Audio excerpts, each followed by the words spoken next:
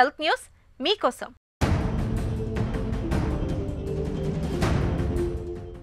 Type 2 మధుమేహం అనేది బద్ధకపు జీవనశైలితో పాటు పిండి పదార్థాలు ఎక్కువగా తినడంతో ముడిపడిందనే భావిస్తూ ఉంటాం. పొగాకు ఉత్పత్తులు దీనికి దోహదం చేస్తున్నట్టు తాజాగా బయటపడింది.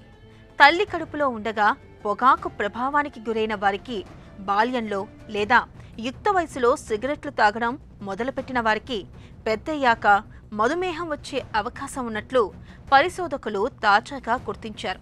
ముఖ్యంగా మధుమేహం వచ్చే జన్యు స్వభావం గలవారికి దీని ముప్పు మరింత స్పష్టంగా ఉంటుండడం గమనార్హం. నిజానికి పెద్దవారిలో పొగాకు ప్రభావానికి మధుమేహానికి సంబంధం ఉంటున్నట్లు ఇంతకు ముందే వెల్లడైంది. సిగరెట్లు తాగే వారికి మధుమేహం ముప్పు 30 నుంచి 40% వరకు ఎక్కువని తేలింది. అయితే చిన్న వయసులో పొగాకు ప్రభావం గురించి స్పష్టంగా తెలియదు. దీన్ని దృష్టిలో పెట్టుకుని చైనాకు చెందిన Shanghai Jiao Tong University School of Medicine పరిశోధకులు అధ్యయనం నిర్వహించారు. బ్రిటన్ బయో బ్యాంక్లో ఉన్న 4.76 లక్షల మంది ఆరోగ్య సమాచారాన్ని సేకరించి పుట్టడానికి ముందు పొగాకు ప్రభావాన్ని పరిశీలించారు. అలాగే బాల్యంలో, యుక్త వయసులో సిగరెట్లు కాల్చడం ఆరంభించిన వారి సమాచారాన్ని సైతం విశ్లేషించారు. మధుమేహానికి కారణమయ్యే జన్యు స్వభావాన్ని పరిగణలోకి తీసుకున్నారు. పుట్టక ముందు పొగాకు ప్రభావానికి గురైతే టైప్ 2 మధుమేహం వచ్చే అవకాశం 22% ఎక్కువగా ఉంటున్నట్లు పరిశోధకులు గుర్తించారు.